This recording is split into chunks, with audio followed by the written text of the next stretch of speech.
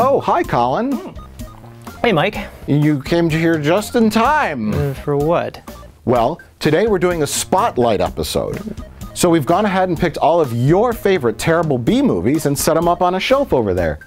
That means you, my friend, get to pick the terrible film we spotlight today. Tell me more. That's it. I just said everything. Let's go over and look at that shelf now. Well, here we are at the shelf I mentioned, and these are all of your favorite bad B movies. So why don't you go ahead and pick one for us to watch today? Okay. Think carefully. Yeah. Make a quality selection. Family, comedy. Well, Colin, we don't have all day. You're going to have to select one of the films. I can't make a choice. You know what? I'm just going to close my eyes and just see what I pick. Okay.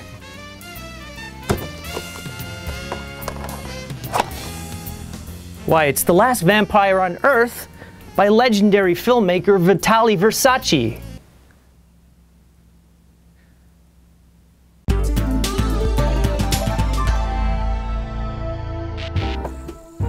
We need to start playing with this. We'll call it the Best of the Worst Fidget Spinner Edition, and we'll get 1 million views. Guaranteed. Best of the worst fidget spinner. Look at these fidget spinner tricks and trips and ticks. Tricks and ticks and tips. Smash. Oh no, I accidentally burnt out half of the lights. Well, welcome to another Best of the Worst Spotlight Edition. Today we're talking about The Last Vampire on Earth.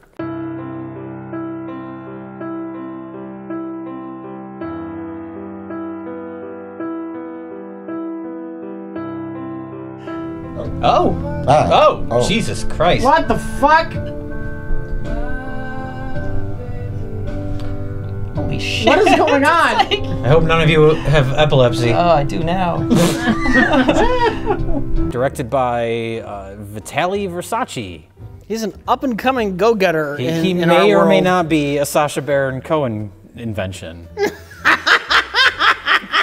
And to all the haters, we love you, and there is no success without hate.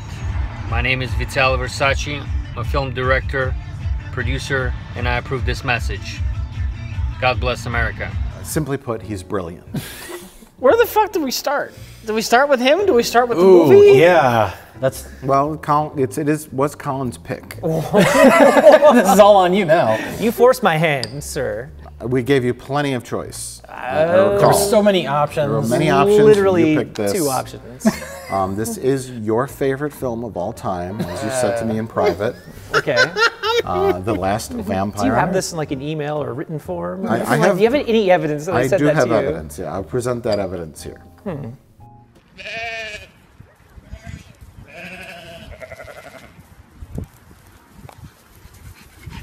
I think I need to ask you, how the hell did you come across this movie? I think That's a someone just- fantastic question. I think it just got sent to us. Somebody sent it to you. This was, yeah, one random night we were doing, as we sometimes do, just, you know, bad movie watching, not on camera. And we discovered this film, and it changed our lives. I wish for a world without injustice, murder, or suffering. I guess that's a bit optimistic, but at the very least, I'm trying to do it as best as I can wherever I am. If Tommy Wiseau made Twilight, basically. Yeah. I thought you were going to say if Tommy Wiseau made bad films. Oh. And he found an ogre to star as the vampire. Well, that's okay. Well, let's start with that. This is Twilight.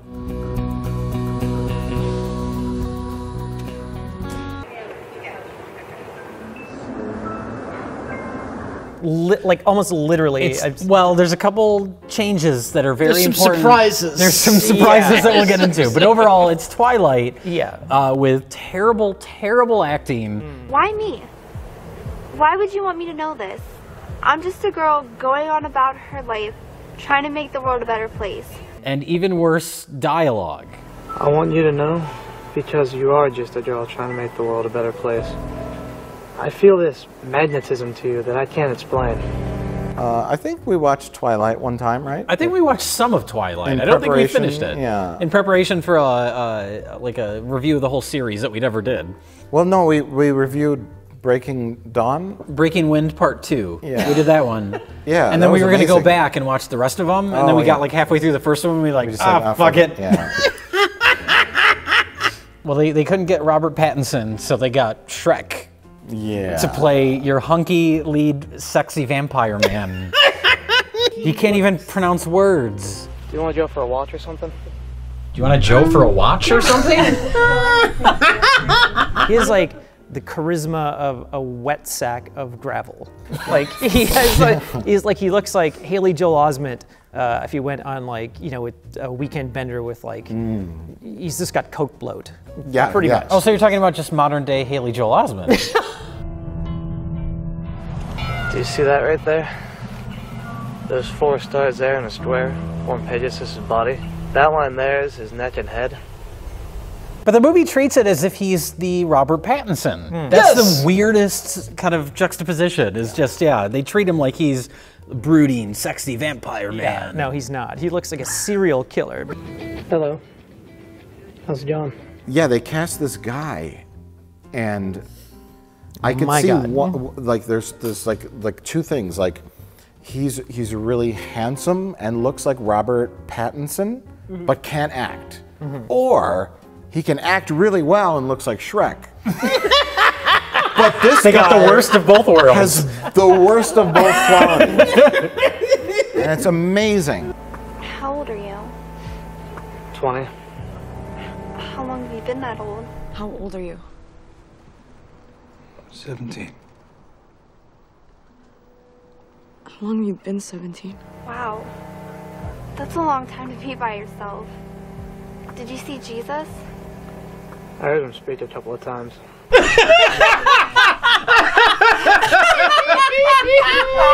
It almost feels like the movie was made just as a practical joke on that lead actor. Like, just to embarrass him. That's possible. Well, they had interviews, and like the first thing Vitaly had to say about, you know, his lead actor, you know, his best quality was he showed up on time. I had a lot of fun working with Mike. He's a good actor, always on time. Oh yeah, that's right. I love this actor. He's so good. He shows up when he's scheduled to. Well, we know from Born Into Mafia that he had issues with that. Guys, where's Ivan at? He's out on a date or something. Oh shit! What's going on? Yeah, he had to replace one of his actors with the back of somebody else's head. That's true, yeah. The actor didn't show up, so. Which brings us into a topic that's very near and dear to me and Rich. And Vitaly personifies this, yeah. Many years ago, Rich and I created a character named Sergio. I'm Sergio, I'm here to make a big American movie. My actress not show up, so I cast boy in wig. And so eventually Rich and I created a cartoon. My name is Sergio, and I write to you from my home country because today is day I leave for America. I love all things about America, especially movies. I like action movies like Jackie Chan and Pierce Brosnan, but I really love scary movie like Scream or Mrs. Doubtfire. And we created a whole back. He had his father who beat him. To be fair, Jay did design the actual Sergio. That's right. I completely forgot I did Yeah, that. yeah. The actual Sergio guy. I drew that. Yes. Wow, I forgot all about that. And he had his girlfriend, he had his father who beat him, and his mother. He moved. Remember when him and his mother left for America, their house collapsed? Sergio need life of excitement in America. Herding sheep not my calling in life, but making American movie is, much like Citizen Kane or Showgirls. Vitaly Versace is a living embodiment of Sergio. He's the real life Sergio. Yes! He's real. I come to America, I make movie. Yeah. How was the... What's your favorite scene in this movie?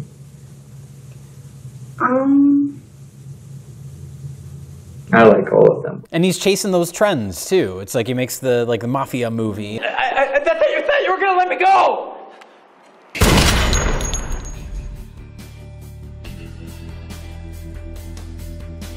And then he makes his Twilight It's not even a ripoff. It's a reimagining. It's just Twilight again. Well, to be fair, it was based on a novel. Oh, yes. And therein brings in our next point. It says right there on the front. Twilight was based on a book. That's right, by Stephanie Myers. Stephanie Myers. Terrible, terrible book. But it was a very successful book, so you turn it into a movie. I've never read it. And so if you're properly going to clone the success of Twilight, then, well, you got to have a book first. So we're convinced that they just wrote a book after the screenplay was written, just to say it was based on a book. And we have that book here. We happen to have the book, The Last Vampire on Earth by Mandy L. Abraham, who may or may not be a real person. How many pages is this novel? Are there no page numbers? Oh, 99. Oh, 99. But look at the size of the font though. Like it's like a large print. Oh, I love the illustrations. Was that a picture of the actors though in the back? Yeah. So they've got a picture of the actors. Yeah. Yes. From the movie. Don't they have fake illustrations that are just screenshots from the movie? There's a picture of Rome for some reason. What the fuck? The main character in the movie, the what's her face, Kristen Stewart equivalent. Chloe. Her name is Chloe, and she's sick. She has an illness, and we'll get into that. But in the book, it's just some random picture he found of some woman in the hospital, and then they put a filter on it to make it look like an illustration. Wait, but you're saying that he found these, but this is the book that the movie was based on. Oh yeah. You guys are acting like he had something to do with this book. Yeah. Well, Look, it's not like he cynically made a book about vampires so he could sell this as like a Twilight based on a book vampire movie. Yeah, so... oh wait, is that the... That's Mandy L. Abraham. Oh, there's a picture of the author? It's just like a stock photo of somebody else. I think the book... Versace Entertainment. Oh. But the T is cut off. Everything is wrong. Oh yeah, that's right. The T is cut off. Yeah, Versace It's like the Entertainment.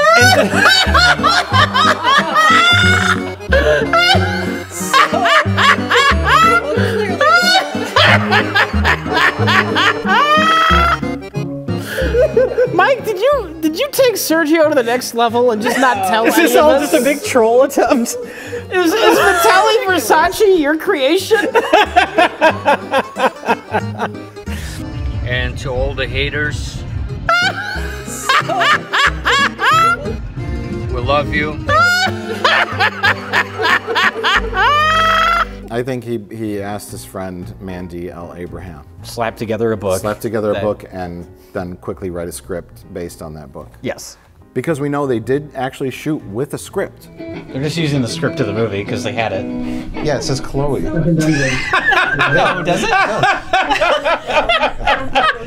Because it's seen in the movie. That's right. And when they're rehearsing for Dracula. Right. They're in college, so that's different than Twilight. They're in college instead of high school, and in their literature class, they're doing a semester-long preparation for doing a play version of Dracula. Yes. So that's our first meet cute with not Robert Pattinson and not Kristen Stewart, where they get together to rehearse their lines. He's ironically been cast as Dracula. And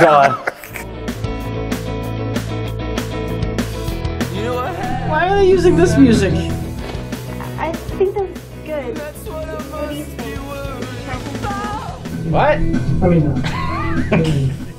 you want to try something else? What? This is a mumblecore. this is literally mumblecore. They get together to rehearse and they just do that one bit. They don't do any lines. And then they say, let's go to the coffee shop. And then they go together and they sit down. They don't eat anything. They say, okay, let's go meet together at my parents' house. I'll let you get going. Alright, bye. No, And then they after meet that, again. she invites him to church. Well, then, yeah, it's church. And that's when the first time we saw this movie, we were like, oh, this is going to be a religious film. This is the religious version of Twilight. Christian group wants to capitalize on Twilight fame. Oh, they'll come in for the Twilight. They'll stay for Jesus. In pursuit of what we deem the most desirable kind of love, the romantic eros. Let's thank Jehovah for our food. The dinner scene, though, was when the real meet cute happened.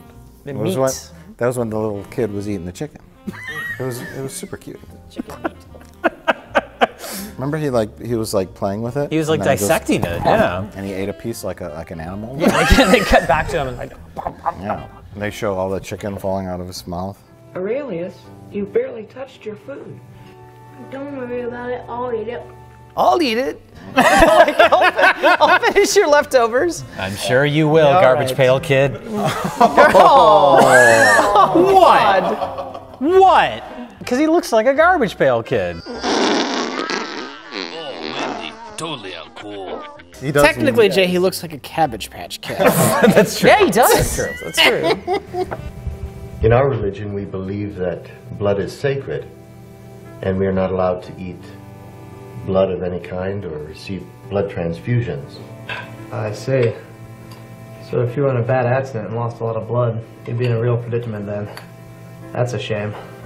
So we're You don't talk about that. Professor, definitely. And this is the first of 2 dinners. Yes, there's 2 dinner scenes, and Vitaly Versace, he ordered up KFC for the dinner scene because it comes with sides, so you didn't have to actually prepare a meal. Yeah, that there was looks like the macaroni salad Yeah. that was clearly visible. So normal people would have as a nice dinner after church.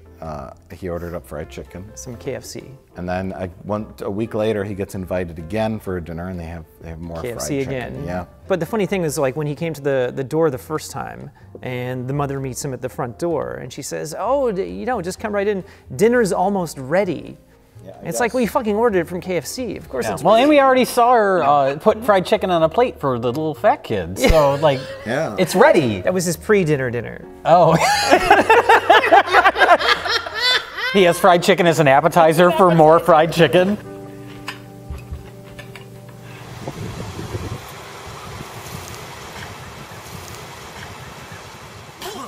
But then it's sort of our lead vampire. He can't eat, I guess. He can only like drink blood. My name is Vitaly Versace. I'm a film director. Hey, are you running this bloodmobile? Yep, my name's Wayne. Does he just see Wayne after he vomits? Does he just see him sitting there? I don't think they bothered to establish any of this. Okay. He just walks up to the car, and it happens to be a guy who works for the blood clinic. No, But it's like a mobile blood yeah. clinic, so I think it's it goes a mobile around. blood clinic van. It has the Okay. cross on it and everything. Even though it doesn't just look like mom's van. doesn't. Yeah, like it's just mine. some like shitty old van. So what does he do? He just drives around collecting people's blood? Need your blood? Well, here's the thing. Come and donate your blood. I don't look weird. What do you get running this thing? $8, $9 an hour? Yeah, thereabouts. But the thing is, like, yeah, vampire kid goes up to him and is like, hey, I know you make shit money working for the blood clinic, so I'm gonna throw you $5 to sell me blood? You know, that's rich, kid. If you're not gonna donate, get out of my face. I'm very serious, Wayne. That would be just the first installment. We're gonna take a look at the freeze frame, and I'm assuming it's a 20 and a whole bunch of singles underneath. My name is Vitaly Versace. I'm a film director.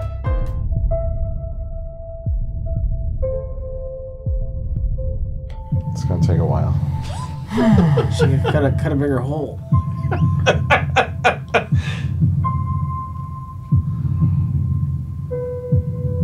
Oh my god.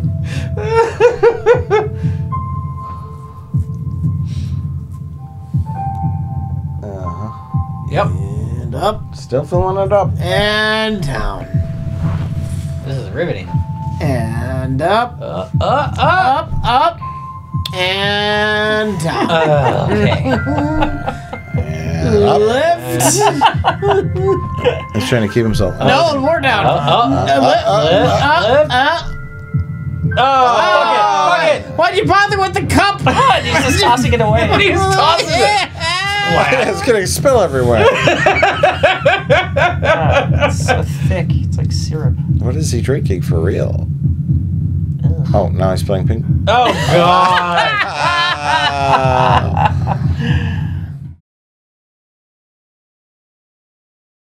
Well, okay, so this is the unrated version.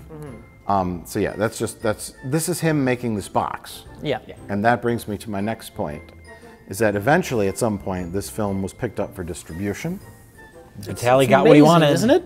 What? It's amazing, isn't it? No, it's not. Any sleazy company will put out a terrible film to trick you by altering the artwork To look like to look Twilight. Yeah, with actors that look nothing like the main actors. And look at this guy burning on the stake. The highly esteemed Echo Bridge Entertainment. Oh yeah, nothing but quality from Echo Bridge. Yes, they re-released the film, and they apparently color graded the film. Yeah, they color graded it. There's pictures on the back which look very desaturated and highly contrasty, and they look nothing like this version. So we're gonna put out both versions here as we discuss further. Well, let's get to the elephant in the room, and that's AIDS. Why didn't you tell me you have AIDS? Because I didn't want you to think less of me. Our main character, Chloe, has AIDS. She got it rescuing an African woman, which... Well, it's very awkward, because at first he's like, how did you get AIDS? Yeah. A few years ago, I was on a mission trip in Africa. I was helping a group of people at the clinic, and there was an attack. So all people in Africa have AIDS. They're being racist right off the bat. Yes. And then she's well, like... not right off the bat. This is a slow revelation that she has AIDS. Yeah. It's like near the end of the movie. It's revealed like... It's set up earlier. She goes to the doctor, and he's testing her blood, and he's like, well, you know, your cocktails, Dr. Cocktail. Right. You had a bad reaction to one of the drugs in your latest cocktail. But Chloe goes to the doctor, and the doctor's like, well, you know, you have super AIDS. More and more, we've been running into the AIDS strain, where it's resistant to anything we currently have. And of course, you know, there's still no cure. He's speaking very clinically, very medically. He's like, the weirdo cocktails I'm giving you ain't working, lady. and we gotta try a different cocktail, maybe. All we can do at this point is keep trying different cocktails to keep this thing at bay. But basically he tells her she has super AIDS and that she's got not too much time to live. And he says, listen, lady, if you know a vampire, now's the time. Well, here's what's fucked up. You might want to drop out of college. You're wasting your parents a lot of money. Yeah. She's worried about studying for your, tests and exams. I'm like, that's the least of your worries. Like, Jesus Christ. Well, as fate would have it, and it turns out to be completely pointless, our lead vampire, not Robert Pattinson, is going to school to become a blood doctor. So are you saying instead of like biting her and turning her into a vampire, he should have like cured her AIDS with like doctorism? Well, why even put that in the movie? Is there like a montage of him with like test tubes? Yeah. I have cured AIDS. But why establish that in the movie? It's that he's so weird. It doesn't make any sense. It doesn't make any sense. The only purpose that it has is that it comes up. I think it brings out the discussion of blood. Right. In the family KFC dinner scene. So, Aurelius, what are you majoring in? Hematology. What exactly is that, dear? Basically, I want to work in helping finding cures for blood diseases like AIDS and diabetes. What the fuck is a 3,000-year-old vampire doing going to community college? Yeah, exactly. Like, you think he would have become a hematologist? That's at this true. point. He's had several thousand years. Just thought of it. First year college, and you can take hematology. I don't know. It's really weird. It's very specific. You got to get through basic literature courses first. I guess, and then like at the same time, he's like doing Bram Stoker's Dracula in like literature class. That doesn't make any sense. Those are the gen eds that he has to get through. He's been alive for 2,028 years. He's gonna fucking ace the Dracula course. All right, it's a fucking easy A for a vampire. Every time you say A, I thought you were gonna. But it's like our female lead got an easy AIDS. But then she also gets AIDS cancer. She does. He doesn't say AIDS or cancer. Well, there's a possibility that it's Kaposi sarcoma, which is a cancerous-like disease that often accompanies AIDS. The doctor was very bad. Let's just say that. That's what I want to hear from a doctor. Yeah. She's got Philadelphia bruises. Oh, God. Jesus. Oh, yeah, that's right. No. I like that moment of being horrified and being like, oh, wait, that is what happens. I didn't know what you meant at first. Philadelphia bruises, I pictured Rocky. I'm like... da-da-da, like running up the thing. He's got bruises because he's punching her. I'm like, oh, Philadelphia, the Tom Hanks movie. I'm like, it took me a second. Oh, thank you, honey. You didn't need to do that. It's only proper manners. Can I use your restroom? I guess like the second KFC dinner, like. That's true. Yeah. The second KFC dinner is when her young brother finds out that he's a vampire. I'm so sorry. I wish I would have known. I mean, I know as a vampire you need blood and all, but I didn't think eating normal things would make you sick. He has to puke up every time he eats KFC, which Like is most people. like most people. But yeah, so yeah, they're talking in the bathroom. That's kind of where she discovers like what's going on with him, and then they just cut to the little garbage pail kid looking through. He's the door. looking in, and it's a great framing. He's looking in the door, and then the door's got a mirror on the back, and it just shows a toilet. It's very symbolic. And he's just looking in. It's like it's saying that that kid's a toilet. Well, Sunday when the release was over, for dinner, after dinner, I heard him and Chloe talking. Well, I heard Chloe say that he's a vampire. Chad. Well, first they have the entirely reasonable explanation. Well, they're going to be in a vampire play, so of course they're just talking about their play. No, Mom, I heard them talking about how eating food makes him sick. What? There's just no way. Well, that's the final piece to the puzzle. That's it. Obviously, my daughter's friend is a vampire. There's no way KFC could be making him sick. Then when the kid says he threw up, he's like, oh my God. The mother in particular is very like, oh my God. We've got a vampire. Who vomits up KFC? Let's go. Then the preacher father like runs to his car and gets on his cell phone and calls his lynching posse. Yeah. His hotline, like he already knows who to call and say, meet me here. We have a vampire situation. This comes up so often. He knows exactly who to call and they know how to respond. Pastor father and a bunch of rednecks, including the wife and the garbage pail boy, garbage pail kid is there too. Want to see someone burn alive? This creature has violated that gift in the most profane way. Here we've got this kid who we think might be a vampire. I guess we believe in that. We believe because that the small our child 8-year-old told us that you were a vampire. Because he vomited up KFC. Yes, so he's therefore, a vampire. We're going to jump to that conclusion. Murdered him by flame.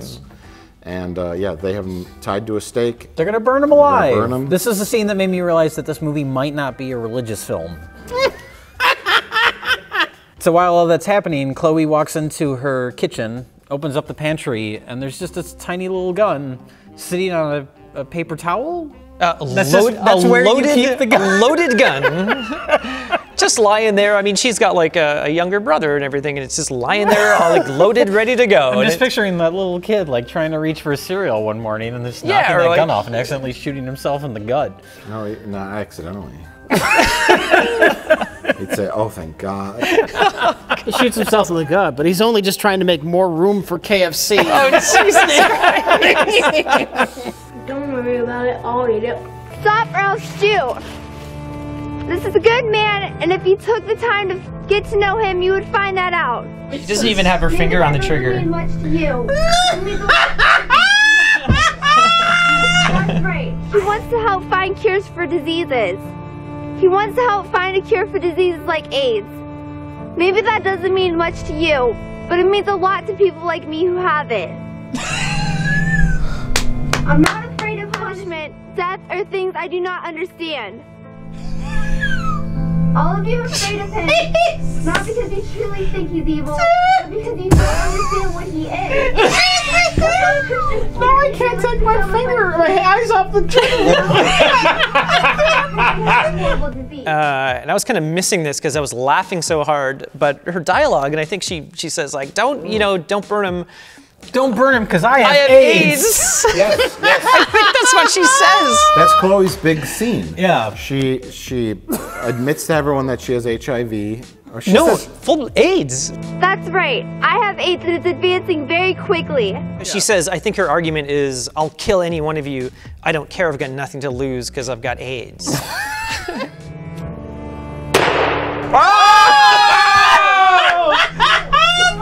How did she do that without putting her finger on the trigger? No. Because the actress is 15. She might not know how a gun works. Right. And neither does Vitaly Versace. Neither does Vitaly Versace. And she's able to fire it, and she murders a man. I'm not afraid of punishment, death, or things I do not understand. I mean, it's amazing. I mean, the film's bad, but that speech, you know, it moved me. Yeah. And it elevated the film. I think this girl has a real future in acting. AIDS has turned me into a murderer. I've got nothing to lose. Don't light my vampire KFC Ogre. ogre boyfriend on fire because I have AIDS, and if you do, I will kill you all. It's a classic. It's good. It's tale. catchy. It's a tale as old as time. Yeah. They establish that Shrekpire, a vampiric Shrek, can move at the speed of light, like a vampire, but somehow he's captured by Fried Chicken Lady and her fat son. Shame on you all. So then they go immediately from she rescues him, she murders somebody and rescues her her vampire boyfriend, and they go immediately to their school to perform the play of Dracula, because that's what you do right after killing a man. Mm-hmm. It's like, oh my God, the play's tonight. It's like, we're gonna be late. I just shot someone to death. This lynching has really set us back. And that's when we discover that her feet are apparently size 17. Yes. Everybody's barefoot in the play for some reason. Giant feet is a little known symptom of AIDS. It's the weirdest interpretation of Neil Simon's Barefoot in the Park.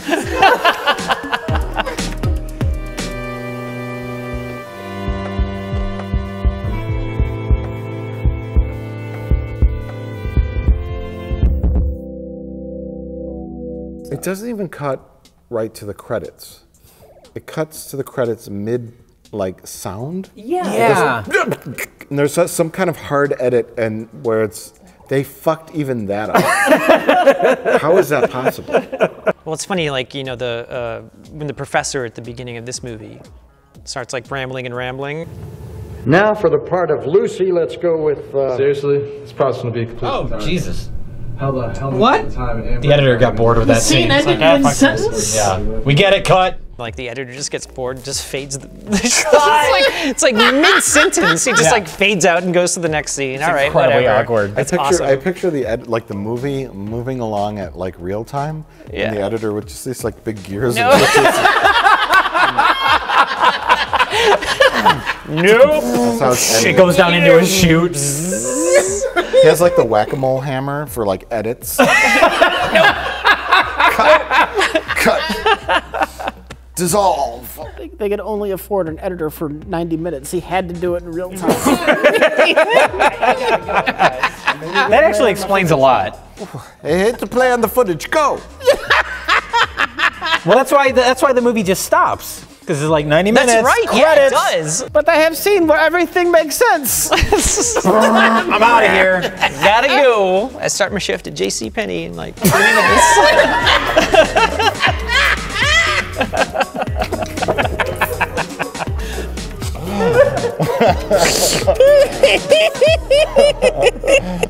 I want to spend the rest of eternity with you. I don't want you to go through the rest of your existence alone. I want to see a sequel where a now immortal Chloe gets put on trial for murder and gets a life sentence. Oh God, yeah. So now she's immortal, but she's just perpetually in prison forever. But I don't have AIDS. She has a t-shirt, I may be in prison, but at least I don't have AIDS. Oh, Jesus Christ. I'm not playing around. Yeah, what a film. That's The Last Vampire on Earth. It's a masterpiece. It's a treasure. It's the perfect balance of terrible performances, terrible actors delivering awful dialogue. Horribly. Terribly. Terribly. The magic of it, though, is that it is badly edited, but it's not nonsensical. But that's the magical part about it, though, is that it actually makes sense. It's always changing. There's one embarrassing scene after the other. And that's what makes a good bad movie. It does have that The Room quality, where it's like, it kind of resembles a real movie, like just enough, but the performances are so bad and the dialogue is so terrible that you kind of feel like you're watching something made by aliens. And then occasionally somebody's eating KFC for a fancy family dinner. Exactly. Well, that's like something you'd see in The Room. Yeah. It reminded me a lot of The Room as far as the entertainment value. They even have the football scene where they're sitting around tossing the football. Like after our KFC dinner, we're gonna go out and toss the pigskin, and then they're like robots where they're just like throw. And they're like 4 feet away from one another. Like it's very awkward. Is this what foreigners think Americans just do? Throw the football? Throw the football. You go in the backyard, or in the case of The Room, the alley, and you throw footballs. The Room, though, has the unique quality of the fact that it was shot on film. Yes. Yeah. And it looks like a real movie, but it's so bad. This looks like a terrible shot on home video. This has that weird quality where he's trying to give it like that faux DSLR look. Yes. Where he's like trying to make it look like there's more depth of field than it has, and he has the vignette By around every blur, shot. The blur filter and the vignette around the Yeah, edges. like he's trying, like this will make it look more cinematic. Be all in our heads. Nothing's coming out. Nobody does that. Oh, she's pretending to drink water. So, Jay, you're taking a look at the novelization, and you found the famous Oscar scene. That's right. I have AIDS, and it's advancing very quickly. Stop, or I'll shoot. She pointed the gun at one of the people about to light the wood on fire. I'm serious. I'm not afraid of the consequences. This is a good man, and if you took the time to get to know him, you would find that out. He doesn't want to hurt us. He doesn't feed off of humans. He wants to help us. He wants to help cure diseases. He wants to help find a cure for diseases like AIDS. Maybe that doesn't mean much to all of you, but it means a lot to people like me who have it.